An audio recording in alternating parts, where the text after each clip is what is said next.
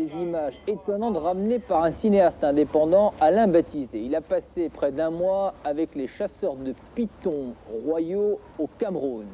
Regardez les images qui vont suivre et regardez surtout la technique de chasse de ces chasseurs, particulièrement spectaculaire. Attention quand même aux âmes sensibles, c'est la séquence frisson d'Oussoya.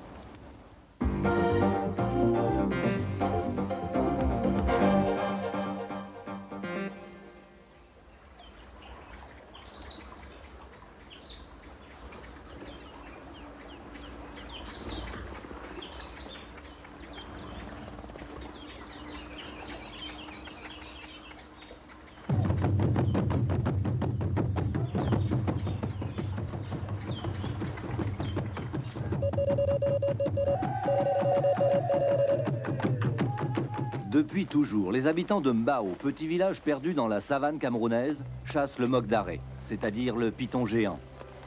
Alain Baptisé, amoureux de l'Afrique, a suivi pendant un mois ces chasseurs d'un autre âge.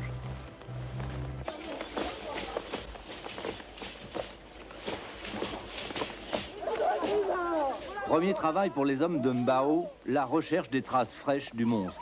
Seuls les pythons de grande taille les intéressent.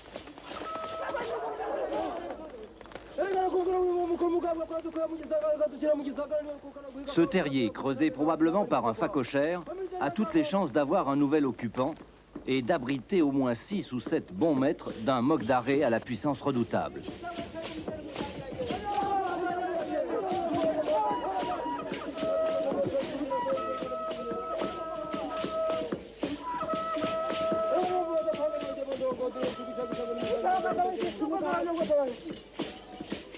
Les œufs agglutinés par la bave de l'animal, découverts près d'une des issues de la tanière, prouvent que les pisteurs ne se sont pas trompés.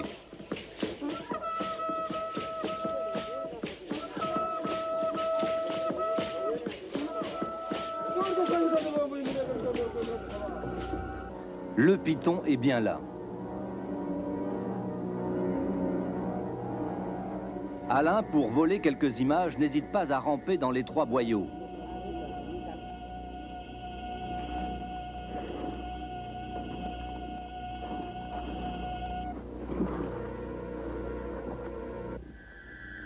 C'est risqué. Le python est là, enroulé sur lui-même, digérant sans doute depuis plusieurs jours ou plusieurs semaines la proie qu'il a gobée.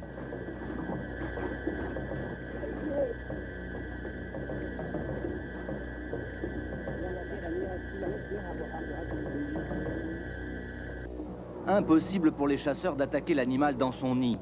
Il faut l'asticoter pour le faire sortir et le clouer d'un seul coup de saguet.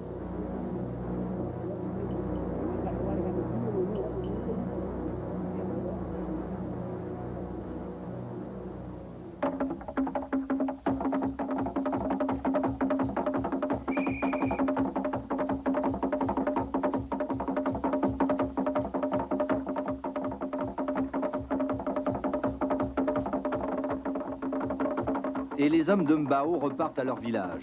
Ici, on ne chasse pas pour le plaisir, mais par nécessité. Tout, ou presque tout, est utilisable dans le python géant. Une fois dépecés avec précaution, les œufs s'il y en a, la viande à la saveur très fine rappelant celle de la lotte, seront répartis entre les familles, tout comme la graisse réputée pour soigner le mal de dos, la peau quant à elle, séchée puis salée, après tannage sera vendue à la ville la plus proche.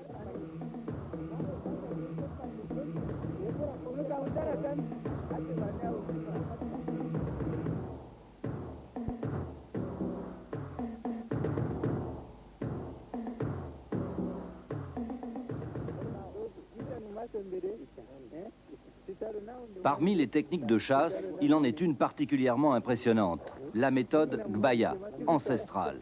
Elle consiste pour le pisteur à pénétrer dans le terrier du python et à se faire avaler volontairement la jambe, l'appât humain.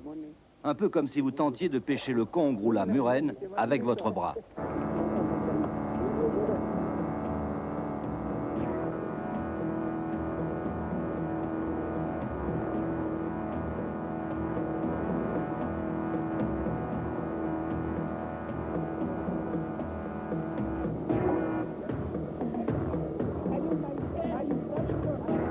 L'attente est parfois longue, mais toujours payante.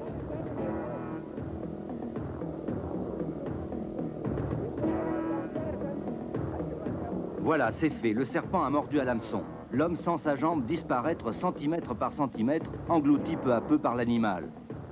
Quand le pisteur commande qu'on le tire en arrière, la jambe est déjà avalée au-delà du genou. Le python refuse de lâcher sa proie. Il faut le faire sortir très vite hors de son repère, surtout ne pas lui laisser le temps de prendre appui.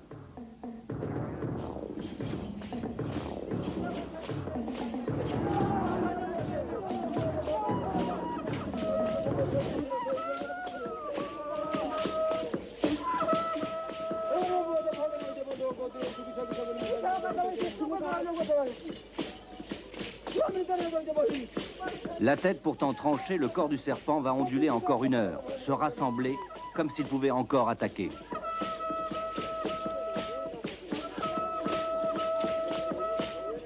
Le suc gastrique du serpent va laisser quelques traces indélébiles sur la peau, mais tout s'est bien passé.